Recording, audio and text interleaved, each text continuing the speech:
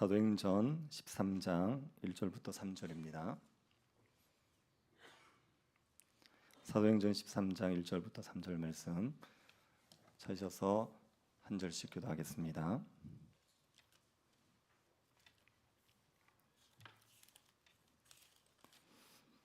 찾으셨으면 교도하도록 하겠습니다. 안디옥 교회에 선지자들과 교사들이 있으니 곧 바나바와 니게르라는 시몬과 구레네 사람 루기오와 분봉한 헤롯의 젖동생 마나엔과 및 사울이라. 주를 섬겨 금식할 때 성령이 이르시되 내가 불러 시키는 일을 위하여 바나바와 사울을 따로 세우라 하시니. 같이 보겠습니다. 이에 금식하며 기도하고 두 사람에게 안수하여 보내니라. 아멘. 우리가 오전에 살펴본 말씀 중에 사도행전 2장 38절 말씀을 기억하시죠? 베드로가 이르되 너희가 회개하여 각각 예수 그리스도의 이름으로 세례를 받고 죄사함을 받으라. 그래야면 성령을 선물로 받으리니. 이 말씀이 있었지 않습니까? 이 말씀을 보시면서 혹시 의문이 드신 분이 있습니까? 알미니안주의자들에게는 이 구절이 큰 문제가 되지 않습니다. 근데 칼빈주의자들은 이 말씀을 보면 의문이 들게 되어 있습니다. 의문이 드시는 부분이 있습니까? 이 말씀에 보면 성령은 어떻게 받는데요? 예수님을 믿으면 성령을 받는다고 말하지요. 자, 그런데 우리가 알기에 믿으면 성령을 받는다고 얘기하면 믿는 건 누가 믿는 겁니까? 내가 믿는 거지요.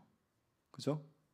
믿으면 성령 받는다 그렇게 얘기할 때 우리 칼빈주의 입장에서는 약간 좀 의문이 들지 않습니까? 믿음이라는 걸 우리는 누가 준다고 알고 있습니까? 그러면 믿으면 성령을 받는다고 얘기하면 그러면 좀 안 맞지 않느냐? 믿는 것 자체가 성령이 주시는 건데 근데 믿으면 성령을 받는다 얘기하는 게 잘 이해가 안 될 수가 있죠. 근데 이게 이런 구절이 또 있습니다. 에베소서 1장 13절 한번 보십시오. 같이 한번 읽어봅시다. 그 안에서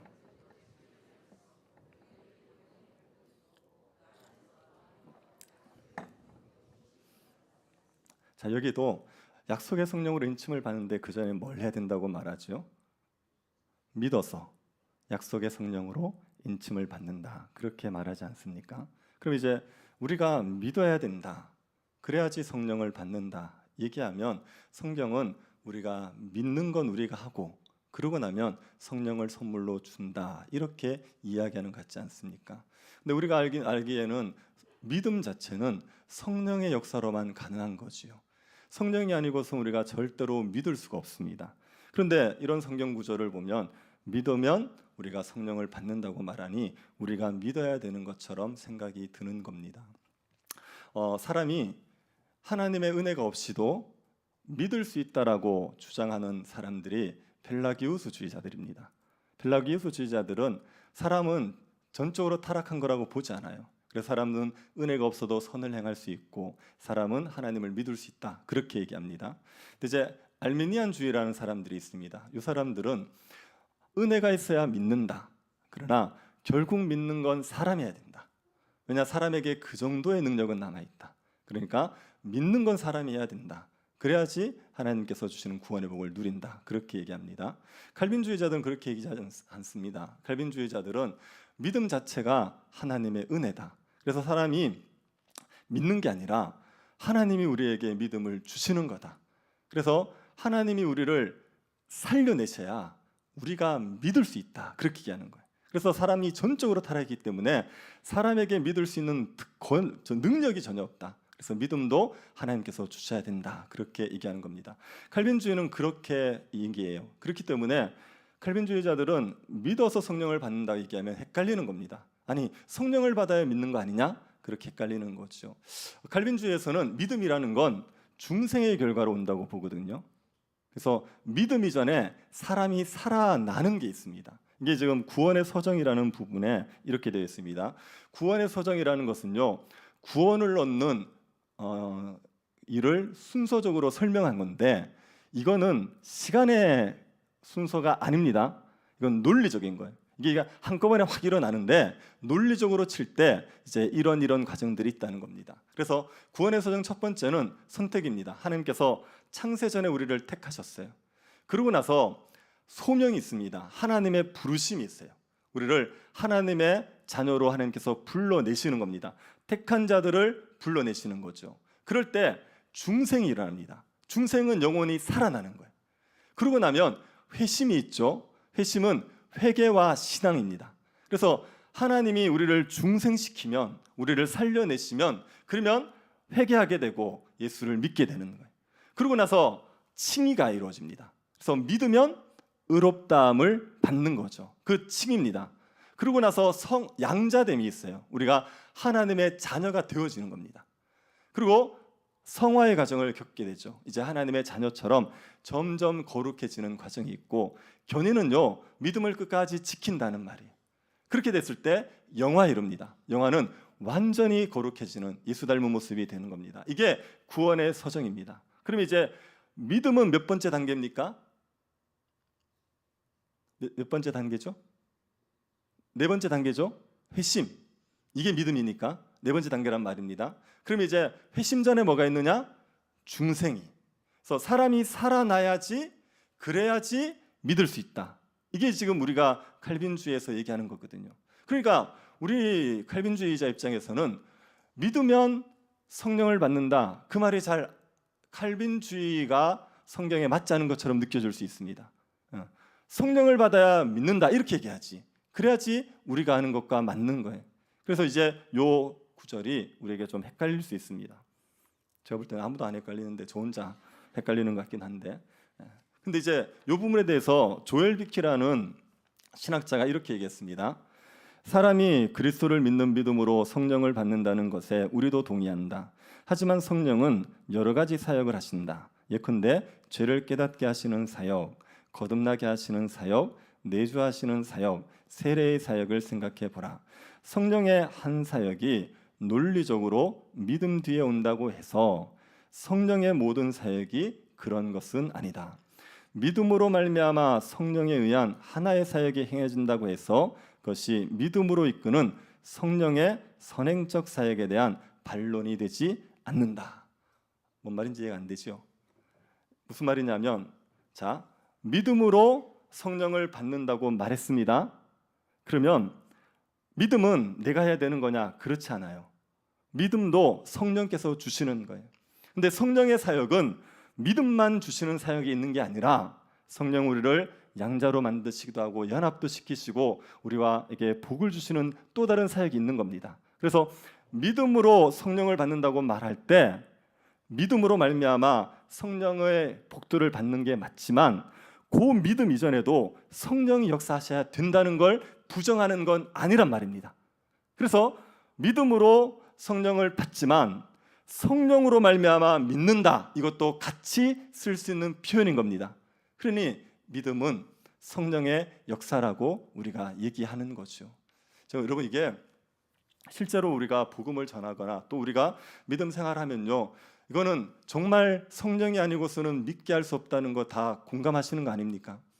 어떻게 예수님이 하나님이라는 걸 인간의 지혜로 믿습니까? 예수님이 부활하셨다는 것을 인간의 지혜로 그게 믿어지겠습니까? 예수님이 하나님의 아들이다, 죽은 자 가운데 살아났다고 얘기하면 세상 사람들이 웃습니다. 웃는 그 사람들이 이상한 겁니까? 아니요, 그걸 믿는 우리가 이상하게 보이는 게 정상이지요. 이거는 인간의 지혜로 안 되는 겁니다. 그래서 거듭나야 돼요. 먼저 성령이 우리를 살려내셔야 됩니다. 그래야지 우리가 믿음에 이를 수가 있는 겁니다. 그러니 믿음이라는 건 결국은 다 성령의 역사예요. 성령이 아니고서는 예수를 주로 시인할 수 없고 성령이 아니고서는 절대로 복음이 전하여질 수가 없습니다. 오로지 성령이 선교의 주체, 복음의 확장의 주체가 되는 거지요. 우리가 사도행전을 보면서 이걸 자꾸 확인하는 겁니다. 결국 복음을 전하시는 분은 성령이구나. 성령께서 우리에게 복음을 전하도록 이끌어 가시는 분이구나, 이걸 확신하고 우리가 점점 성령을 의지하게 되는 게 사도행전을 바르게 이해하는 겁니다. 우리가 오늘 1, 2차 전도 여행을 살펴보셨는데 그것을 우리가 다시 한번 살펴보면서 정말 성령께서 선교의 주역이다, 우리가 이것을 다시 한번 확신할 수 있었으면 좋겠습니다. 사도 바울의 1차 전도 여행부터 3차 전도 여행이 땅끝의 복음을 증거하게 되는 기회가 되지요. 이 사도 바울의 선교 여행은 사도 바울의 핵심에서부터 시작하지 않습니까? 사도 바울은 절대로 예수님을 믿을 수 없는 사람, 인간적으로 봐서는 그런 사람이었습니다. 사도 바울이 가말리엘의 제자입니다. 가말리엘은 유대에서 굉장한 학자거든요. 그 제자라는 것은 사도 바울이 유대교에서 엘리트 코스를 걸었단 말입니다. 유대교에 대한 열심이 대단한 사람이에요. 그냥 유대교를 대충 믿는 게 아니라 유대교를 이끌어가는 지도자라고 얘기했을 정도로 굉장히 유대교에 몰두해 있는 사람입니다. 이 사도 바울이 예수님을 믿었어요. 어떻게 믿었습니까? 이거는 봤기 때문에 믿어요. 부활하신 예수님을 직접 봐버리고 나니까, 예수님을 만나버리고 나니까 믿게 되는 거죠. 사도 바울이 예수님을 못 만났으면 그러면 못 믿습니다. 그런데 만났기 때문에 믿는 겁니다. 그럼 우리가 예수 믿는 것도 똑같습니다. 예수님을 안 만났는데 예수님을 믿는 사람 없어요. 예수님을 봐야지 예수님을 믿는 겁니다. 여러분 예수님을 보셨죠? 네. 언제 보셨습니까? 날짜를 얘기할 수 없지만 보셨죠? 우리가요 예수를 믿을 때 그때가 우리가 보는 겁니다. 그래서 갈라디아서 3장 1절을 보십시오. 어리석도다 갈라디아 사람들아, 예수 그리스도께서 십자가에 못 박히신 것이 너희 눈앞에 밝히 보이거늘 누가 너희를 깨더냐. 갈라디아 사람들에게 너희들 예수 십자가를 봤다는 거예요. 십자가에 달리신 예수님을 너희들이 봤다고 얘기하죠. 이게 이들이 예수님을 믿은 겁니다. 믿은 게 예수를 본 겁니다. 그렇게 예수 그리스도를 봐야지만 믿는 거죠. 바울도 예수를 봐서 믿게 된 겁니다. 바울이 예수님을 믿을 때 이방인의 사도로 부름을 받습니다. 9장 15절 한번 보십시오. 주께서 이르시되 가라, 이 사람은 내 이름을 이방인과 임금들과 이스라엘 자손들에게 전하기 위하여 택한 나의 그릇이다. 사도 바울을 택하셨는데 이방인들, 임금들, 이스라엘 자손에게 전하기 위해서 택하신 겁니다. 바울은 부름을 받을 때 이미 사도로서의 사명을 받은 거지요. 그러고 나서 바울이 회심 딱 하고 나서 다메섹 도상에서 회심하고 나서 바로 다메섹에서 예수님을 전하게 됩니다. 원래는 예수님을 믿는 사람을 잡으러 갔었는데 다메섹에서 전도하죠. 예수님이 하나님의 아들이라고 외친 겁니다. 그러자 유대인들이 굉장히 당황했습니다. 자기 편인 줄 알았는데 예수를 전하고 있으니까. 그래서 유대인들이 사울을 죽이려고 합니다. 그래서 그 다메섹에서 그 예수님의 제자들이 사울을 광주리에 담아서 성벽에 달아 내리고 피신을 시키는 겁니다. 그 바울이 어디로 가냐 하면 아라비아로 가요. 아라비아로 가서 거기에서 3년 동안 말씀을 묵상하고 있습니다. 그리고 3년 후에 다시 예루살렘으로 갔습니다. 예루살렘에 갔을 때 제자들이 사도 바울을 회심한 사람으로 인정하지 않습니다. 경계하고 같이 교제하지 않으려고 그래요. 그럴 때 신원보증을 누가 서주냐면 바나바가 서주는 겁니다. 바나바가 사도 바울의 회심을 인정해주고 그리고 제자들과 같이 지낼 수 있게 해줬어요. 거기에서 예루살렘에서도 사도 바울이 복음을 전했습니다. 그랬더니 유대인들이 너무 싫어하고 분노해서 이 바울을 죽이려고 그러는 겁니다. 그래서 형제들이 이제 사도 바울을 다소로 보내는 거죠. 다소가 사울의 고향입니다. 그 다소에서 개인적으로 복음을 전하면서 10여 년 정도를 지나게 되는 겁니다. 이때 바울이 무명의 전도자로 삽니다. 유대교에서 한때 너무 잘 나가던 사람이었는데 엘리트였는데 그런데 무명의 전도자로서 한 10여 년 정도를 지내게 되는 거죠. 이때 굉장히 고생을 했지요. 그런데 요 과정들이 있고 나서 그러고 나서 사울들이 복음을 전하는 선교사의 삶을 살게 되는 겁니다. 사람들이 복음을 전하는 일을 하는 일에 분명히 시간이 필요합니다. 회심하고 나면 예수 믿으세요라고 얼마든지 얘기하고 싶어요. 그런 전도를 할 수 있지만 정말 복음을 전해서 예수 그리스도의 이름을 영화롭게 하는 그런 삶을 살아가기까지는 충분한 시간이 필요합니다. 양육의 과정이 필요해요. 그래서 사도 바울도 회심하고 나서 한 14년 정도 훈련을 받고 나서 선교사로서의 사명을 감당한 겁니다. 쉽게 될 거라고 생각하지 마십시오. 복음 전하는 일은 회심하고 나서 충분한 훈련과 양육을 받고 나서 그리고 복음 전하는 일에 쓰임 받을 수 있게 되는 겁니다. 그렇게 사도 바울도 훈련을 받은 겁니다. 그 사이에 스데반의 순교가 있었습니다. 그 때문에 사람들이 흩어지지요. 흩어진 사람 중에 몇 명이 안디옥에 가서 복음을 전하는 겁니다. 그런데 안디옥에 있는 유대인들에게만 복음을 전하다가 어떤 사람들이 헬라인들, 이방인들에게도 복음을 전했어요. 그 이방인들이 많이 예수를 믿는 겁니다. 그것 때문에 안디옥 교회가 생기게 되었습니다. 예루살렘 교회에서 안디옥에 이방인의 교회가 최초로 생기니까 거기에 목회자를 파송하기로 했죠. 그래서 선택된 사람이 바나바입니다. 바나바를 보내기로 한 겁니다. 바나바가 가서 안디옥에서 목회를 해요. 그랬더니 안디옥 성도들의 믿음이 좋아지고 믿는 자의 수가 점점 많아진 겁니다. 이게 이제 바나바가 혼자 사역이 감당이 안 됩니다. 그래서 누구를 생각하냐면 바울을 생각한 겁니다. 그래서 다소에 있는 바울을 불러다가 안디옥에서 함께 목회를 하게 되었죠. 그리고 안디옥 교회가 굉장히 신실한 교회로 자라가게 됩니다. 안디옥에서 바울과 바나바가 1년간 부지런히 가르쳤더니만 교회가 건강하게 세워졌어요. 그때 예루살lem과 유다에 큰 흉년이 듭니다. 그래서 예루살렘 교회가 굉장히 어려워지게 됩니다. 안디옥 교회가 그 예루살렘 교회를 돕기 위해서 헌금을 했습니다. 안디옥 교회가 그 교회를 돕겠다고 헌금을 굉장히 많이 했습니다. 풍성하게 했습니다. 그러니 이 안디옥 교회가 얼마나 은혜가 있는지를 보여주죠. 그들도 쉽지 않을 텐데 그 어려운 중에도 예루살렘 교회를 위해서 풍성한 헌금을 한 것은 이들에게 은혜가 풍성했다는 겁니다. 안디옥 교회가 은혜가 풍성한 교회가 되었을 때 하나님께서 안디옥 교회를 사용하시지요. 이방인의 선교를 위해서 안디옥 교회를 사용하십니다. 안디옥 교회는 5명의 선지자와 교사가 있었습니다. 그중에 이제 바나바가 메인 리더십이고 그 뒤에 바울이 있었지요. 오늘날로 말하면 바나바가 담임 목사고 이제 바울은 수석 부목사인 셈입니다. 근데 어느 날 성령이 안디옥 교회에 바나바와 바울을 따로 세우라는 겁니다. 선교사로 따로 세워라, 그렇게 얘기하는 겁니다.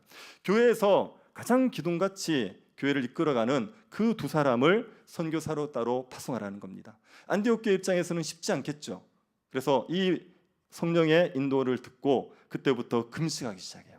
금식하면서 기도하고 두 사람을 안수해서 보냅니다. 13장 3절 한번 보십시오. 이에 금식하며 기도하고 두 사람에게 안수하여 보내니라. 교회가 이 일 때문에 금식하고 그리고 그 좋은 두 일꾼을 파송하기 위해서 기도했습니다. 그러고 나서 하나님의 인도에 순종해서 두 사람을 안수하고 파송을 하는 거죠. 그래서 세계 선교가 시작되게 된 겁니다. 안디옥 교회를 파송받은 이 바나바 바울이 갈 때 마가를 데려갑니다. 마가는 이제 바나바의 조카거든요. 그래서 그 마가를 데리고 3명이서 선교를 떠나는 거죠. 세 사람이 선교를 떠나면서 제일 먼저 갔던 곳이 구브로입니다. 혹시 전도에서 나눠드린 지도를 가지고 계십니까? 네, 그걸 한번 보시면서 한번 다시 되새겨 보십시오. 구브로 섬은 바나바의 고향입니다. 그래서 아마 잘 알기 때문에 구브로 섬으로 갔을 수가 있죠. 구브로 섬에 갔을 때 처음에 도착한 곳이 살라미. 이 살라미에서 처음 이제 선교를 하는 겁니다. 근데 이제 바울이 살라미 지역에서 회당에 들어갑니다. 회당에 들어가서 유대인들에게 복음을 먼저 전하는 거예요. 그래서 사도 바울의 선교의 원칙이 있습니다. 첫 번째가 대도시 중심입니다. 작은 도시를 다 돌아다닐 수가 없어요. 그러니까 이제 큰 도시를 중심으로 가서 복음을 전하면 그 사람들이 작은 마을에 복음을 전할 거라고 생각하는 겁니다. 그래서 대도시를 찾아갑니다. 그 다음에 회당을 찾아가는 거예요. 유대인들에게 먼저 복음을 전하는 겁니다. 그리고 유대인들이 복음을 거부하면 그때 이방인들에게 복음을 전하는 겁니다. 이 두 가지 원칙을 살라미에서 보여주는 거죠. 그리고 그 살라미의 도시에서 복음을 전하고 어디로 가느냐면 바보로 갑니다. 요 이제 바보라고 번역된 게 영어로는 파포스. 이걸 이제 우리나라 말로 번역하니까 바보 이렇게 되었어요. 도시 이름은 우습지요. 근데 이제 이 도시는 우스운 도시가 아니라 총독이 있어요. 그러니까 여기가 이 구브로 섬의 수도인 거지요. 그 수도에 가서 총독에게 복음을 전합니다. 그런데 이제 복음을 전하는데 엘루마라는 거짓 선지자가 자꾸 옆에서 방해를 하는 겁니다. 요 거짓 선지자는 선지자 행세를 하면서 사람들을 미혹하던 사람입니다. 이 사람이 이제 바울이 복음을 전하고 있으니까 옆에서 자꾸 방해를 하는 것이죠. 그래서 이게 바울이 이걸 그냥 두지 않고 성령에 충만하여서 엘루마를 향해서 외치죠. 13장 10절 11절 보십시오.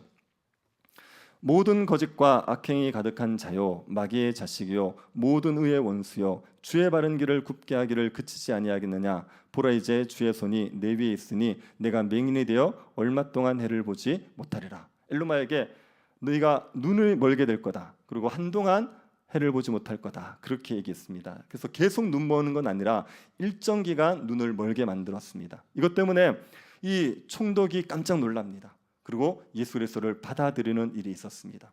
바울이 선교여행에 가서 능력을 나타내기 시작하는 거예요. 안디옥 교회에 있을 때는 바나바가 중심이었거든요. 그리고 이제 바나바가 중심이 된 선교팀을 파송했는데 그런데 바울이 선교지에서 더 두각을 나타냅니다. 능력을 행하고 복음 전하는 일에 쓰임 받게 되는 거죠. 그리고 이제 그 구브로에서 이제 버가라는 곳으로 갑니다. 이제 배를 타고 버가로 가지요. 버가에 갔을 때는 무슨 일이 있습니까? 13장 13절 한번 보십시오. 바울과 및 동행하는 사람들이 바보에서 배 타고 밤벌레에 있는 버가에 이르니, 여기 이제 버가죠. 바울과 동행하는 사람들이 갔지요. 요 버가에 갔을 때 누가 집으로 돌아가지요? 마가가 집으로 돌아가는 겁니다. 그 세 명이 갔지 않습니까? 바나바, 바울, 마가. 그런데 그 중에 마가가 집으로 돌아가 버렸습니다. 마가 돌아간 이유는 정확히 몰라요.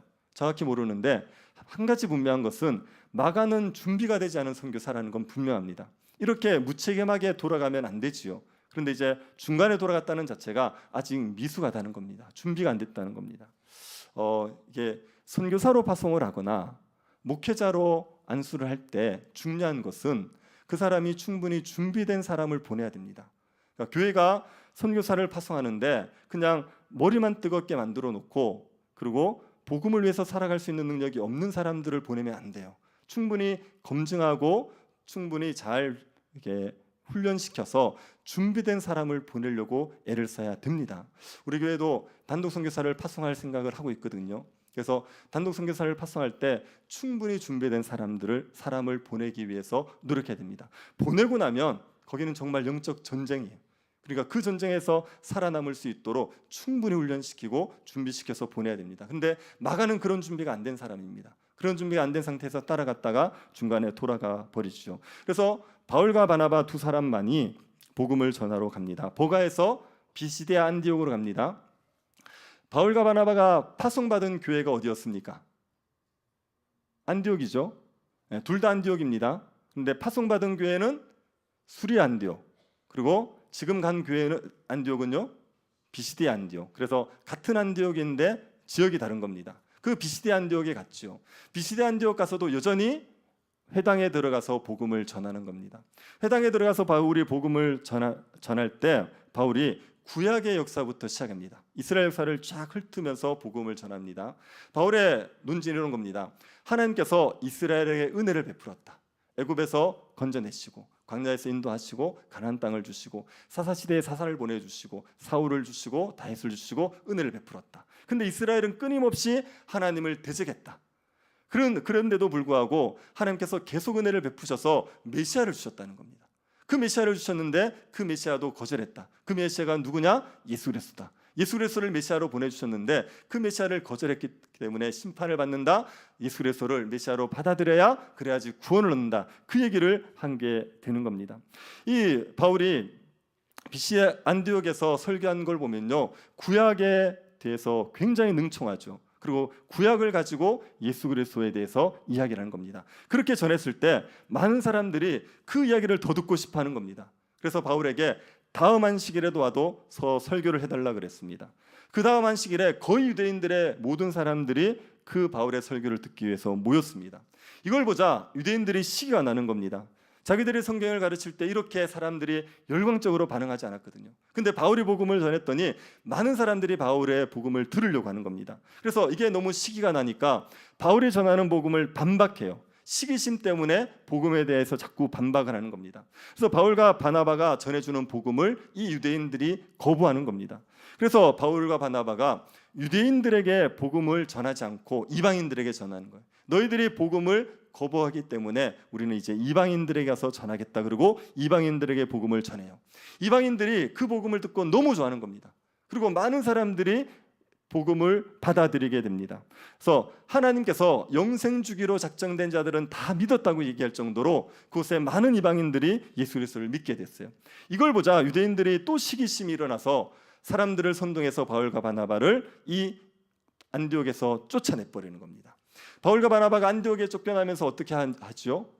발에서 신을 딱 벗어서 신을 탁 털어버립니다. 이거는요, 너희들의 심판에 나는 상관이 없다는 겁니다. 왜요? 복음을 전했잖아요.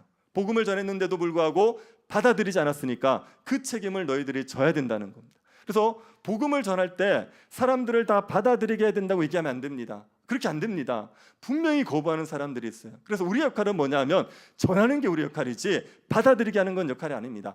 안 받아들이면 그냥 신발의 흙을 털어버리면 돼요. 그 책임을 그냥 하나님 앞에 맡기면 됩니다. 우리는 해야 될 일은 복음을 전하는 겁니다. 그래서 PC 안디옥에서 복음을 전하다가 박해를 받으니까 다른 데로 그 다음은 쫓겨나지요. 이 사람들이 이제 이고니온으로 갑니다. 이고니온에 가서 거기에서 유대인들의 회당에서도 복음을 전했습니다. 그랬더니 많은 유대인과 이방인들이 믿어요. 그런데 믿지 않는 유대인들이 또 선동을 해서 바울과 바나바에 대해서 악감을 품게 만드는 겁니다. 그래서 사람들이 바울과 바나바에 대해서 적대감을 막 가지고 있는 상황이었습니다. 그때 이제 바울과 바나바가 어떻게 하죠?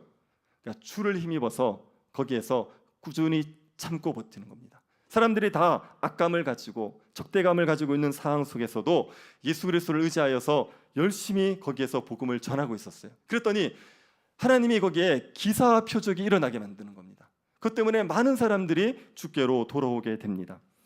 그걸 보고 유대인들이 또 이제 그걸 보고 시기하는 유대인들이 관리와 손을 잡아서 이 바울과 바나바를 또 쫓아내는 거예요. 돌로 치러 가는 겁니다. 그래서 그 이고니온을 도망쳐 나오게 됩니다. 그리고 간 곳이 루스드라입니다. 루스드라에서는 바울이 온탕과 냉탕을 경험하게 되죠. 루스드라에서 바울이 복음을 전하는데 거기에 나면서 한 번도 걸어보지 못한 안진뱅이가 있었습니다. 바울이 전하는 그 복음을 이 안진뱅이가 믿는 거죠. 바울이 설교를 하는데 이 안진뱅이가 믿고 있다는 걸 알아요. 보통 이렇게 설교자들은 설교하면서 이 설교를 듣고 있느냐 믿고 있느냐를 감으로 알죠. 그래서 바울도 그런 감도 있었겠지만 사도로서 이걸 아는 겁니다. 사도로서 이 사람들이 믿음이 있다 이걸 아는 겁니다. 그래서 믿음이 있다고 확신이 되니까 큰 소리로 외친 겁니다. 네 발로 일어서라. 그랬더니 안진뱅이가 일어나 버리지요. 그걸 보고 루스드라 사람들이 난리가 난 겁니다. 바울과 바나바를 하나 신으로 추앙하게 되는 겁니다. 요 루스드라 지역에는 신이 인간의 모습으로 왔었다는 전설이 있어요. 그래서 이들이 안진뱅이를 일으키자 신이 인간의 모습으로 왔다고 믿고 그래서 바나바를 나이가 많으니까 제우스 신으로 그리고 바울을 말을 하니까 헤르메스의 신으로 이제 추앙을 한 겁니다. 인간적으로 생각하면 신으로 추앙받는다는 게 얼마나 좋습니까? 그러니까 바울과 바나바가 으쓱할 수 있는 일 아닙니까? 그때 신으로 추앙을 받으니까 바나바가 바울이 어떻게 하지요? 이제 옷을 찢어버리는 겁니다. 이게 얼마나 무서운 시험인 걸 아는 거예요. 사탄의 유혹인 걸 아는 겁니다. 그래서 그것을 하나님께 돌아가야 될 영광을 자기가 받아들이는 것 자체가 이게 엄청난 죄를 짓는다는 걸 바울이 알아요. 그래서 그 옷을 찢으면서 이것을 거부했습니다. 하나님께 돌아가야 될 영광을 자기가 받았다가 죽은 대표적인 사람이 있습니다. 누군지 아시겠습니까? 헤롯 왕입니다. 헤롯 왕이 연설을 하는데 사람들이 이거는 신의 목소리야 그러면서 막 추앙했죠. 그랬더니 그 헤롯이 하나님께 영광을 돌리지 않고 자기가 그것을 받아버렸어요. 헤롯이 어떻게 되지요? 벌레 먹어 죽습니다. 하나님께 돌아가야 될 영광을 자기가 취하면 그러면 하나님의 심판을 받게 되는 거죠. 바울과 바나바가 이때 깨어서 옷을 찢으면서 그것을 딱 거부하는 겁니다. 그렇게 바울과 바나바가 겸손하게 하나님만 높였습니다. 그리고 열심히 복음을 전했죠. 열심히 복음을 전하고 있는데 그런데 거기에서 이고니온에서 온 유대인들이 또 사람들을 선동하는 겁니다. 사람들을 충동했더니만 그 루스드라 사람들이 바울과 바나바를 돌로 쳐서 죽이려고 했어요. 그래서 바울을 돌로 쳤지요. 그래서 바울이 거의 죽을 뻔했습니다. 그래서 사람들이 죽었다고 생각해서 성 밖에 버렸는데 그런데 바울이 다시 일어나서 루스드라 성으로 들어갑니다. 그래서 이 루스드라 사건에서 바울이 신으로 추앙받다가 그 다음에 사람들에게 돌에 맞아서 죽을 뻔한 사건이 있었던 것이 이 루스드라입니다. 그럼 이거를 보면서 우리가 대중들의 열렬한 환영, 칭송 그런 것들에 대해서 우리가 너무 마음에 두면 안 된다는 걸 기억해야 됩니다. 사람들은 얼마든지 바뀔 수 있어요. 그래서 우리한테 정말 신으로 추앙하던 사람들이 우리를 돌로 칠 수 있는 사람들로 얼마든지 변할 수가 있습니다. 그래서 사람들의 인기나 사람들의 칭송받는 것들을 우리가 그것을 휘둘리면 안 됩니다. 그런 것들 신경 쓰지 말고 하나님께서 우리에게 맡겨진 사명을 감당하겠다 생각해야 됩니다. 루스드라 사람들이 그렇게 돌로 쳐서 죽이려고 했을 때 바울이 죽었다고 생각했는데 다시 일어나죠. 그리고 루스드라 들어갔다가 다시 더베로 가는 겁니다. 그래서 더베에서 복음을 전하고 그러고 나서 다시 그 돌아왔던 곳을 다시 돌아갑니다. 루스드라, 이고니안, 피시디 안디옥, 버가, 아달리아로 가서 안디옥으로 돌아가게 되지요. 바울이 이 1차 전도여행을 그렇게 해서 마치게 됩니다. 바울의 전도여행의 이야기를 보면 이게 가는 곳마다 믿는 자들이 생겨나고 기적이 일어나고 교회가 생겼습니다. 아무도 예배하지 않은 곳에서 예배자들이 생겨나게 됐습니다. 이런 일들을 사도행전을 기록한 누가는 누가 행한 일이라고 말하는 겁니까? 이 모든 일들이 성령이 이끄신 일이라고 말하는 겁니다. 성령께서 바울과 바나바를 선교사로 내보내신 겁니다. 안디옥 교회에서 선교사로 파송하신 분이 성령이신 겁니다. 그 성령이 복음을 전하는 자들을 징계하기도 하셨습니다. 성령께서 기사와 표적을 행하기도 하셨습니다. 성령께서 복음을 전할 때 사람들이 믿게 만들어 주시는 겁니다. 성령께서 이 모든 일을 주관하셨다. 그것을 지금 강조하고 있는 거죠. 성령이 지금도 복음 전하는 일을 주도적으로 행하고 계십니다. 성령께서 사람들에게 복음을 전할 수 있도록 복음을 전하는 전도자들을 부르시고 사람들을 파송해 내시고 그리고 그들을 통하여서 복음이 전해지도록 역사하고 계시는 겁니다. 성령이 이 모든 일들을 주관하시기 때문에 우리가 이 성령을 의지하여서 복음을 전하는 일을 감당하고 살아가는 거지요. 그래서 여러분, 우리 안에 성령께서 역사하신다는 것을 믿으시고 성령을 의지하여서 전도자의 삶을, 복음 전도자의 삶을 살아가시기를 바랍니다. 성령이 우리에게 복음을 전할 수 있는 마음을 주세요. 그래서 성령은 가만히 계시지 아니하고 우리 가운데 역사하십니다. 그래서 누군가에게 우리가 복음을 전할 마음을 가지게 되는 것, 그게 성령께서 우리에게 역사하시는 겁니다. 그럴 때 우리가 할 일은 무엇입니까? 그럴 때 순종하는 겁니다. 그 성령께서 주신 마음에 따라 순종하는 겁니다. 복음을 전하는 일은 힘든 일 아닙니까? 그래서 복음을 전하는 일을 우리에게 마음의 소원을 주시면 그때부터 우리가 뭘 해야 되냐 하면 그 대상을 위해서 기도하는 일부터 하셔야 됩니다. 안디옥 교회가 성령에 의해서 바울과 바나바를 선교사로 파송하라는 말을 들었을 때 그때 제일 먼저 한 게 금식하고 기도하는 거예요. 그래서 우리에게도 복음 전할 마음을 주시면 그때부터 우리가 그걸 순종하기 위해서 금식하고 기도하면서 성령의 은혜를 구해야 되는 겁니다. 우리가 하고 싶어서 우리의 능력으로 할 수 있는 일이 아니기 때문에 철저하게 성령을 의지하셔야 됩니다. 그리고 복음을 전하는데 어려움이 오면 어떡합니까? 이고니온에서 그 사람들이 적대감을 품고 있을 때 바울과 바나바가 어떻게 하던가요? 성령을 의지하여서 버텨내는 겁니다. 복음을 전하는 사역은 힘들고 어려우니까 그것들을 할 때 대적들이 있고 힘든 일이 있을 때 우리 자신을 의지하지 않고 성령을 의지하고 인내해 가는 겁니다. 때가 되어서 주님께서 복음의 길을 여시고 복음을 전하게 하실 때까지 우리가 성령을 의지하여 버텨내게 되는 거죠. 그러면 성령께서 행하시는 기사와 표적들이 있습니다. 사람들에게 예수가 주라는 것을 명확하게 확인시키기 위해서 주님께서 행하시는 놀라운 일들이 있게 되어 있습니다. 그리고 우리가 복음을 전하게 되면 대적하는 사람들이 있겠지만 그것을 믿는 사람들도 반드시 생겨나게 되어 있습니다. 그 사람들, 남은 자들, 하나님께서 붙여놓은, 하나님께서 택해놓은 그 사람들을 우리가 바라보고 복음 전하면서 살아가는 겁니다. 10명에게 복음을 전하여서 다 10명이 믿는 법은 없습니다. 그 중에 대적하는 사람들이 있지만 한두 명이 예수 믿는 사람들이 생겨나게 되는 거죠. 그 남은 자들, 주님이 택한 자들, 우리가 그 사람들을 보고 복음을 전하는 겁니다. 성령께서 우리 가운데 역사하셔서 이 복음을 전하는 일을 주도적으로 이끌어 가신다는 것을 우리가 믿읍시다. 그 성령을 믿고 우리가 성령을 의지하여서 담대하게 복음을 전하면서 살아갈 수 있게 되기를 바랍니다. 복음을 전하는 일들을 해보면 이건 진짜 성령만이 하시는 겁니다. 그래서 우리가 인간적으로 복음을 전하려고 애쓰면 무리를 하게 돼요. 그러다 보면 부작용이 많습니다. 근데 성령께서 이끌어 가시면 정말 우리가 생각하지 못했던 방식으로 성령께서 이끌어 가시는 걸 보게 되지 않습니까? 제가 저희 집 가족들을 전도하기 위해서 했던 경험이 있습니다. 저희 아버지 돌아가시고 나서 어머니 할머니가 계실 때 제가 두 분에게 전도하려고 굉장히 이제 금식을 작정하고 두 분에게 교회에 가자고 했습니다. 그때 이제 여러 가지 마음들 때문에 어떻게든 좀 빨리 교회를 데려가고 싶은 거예요.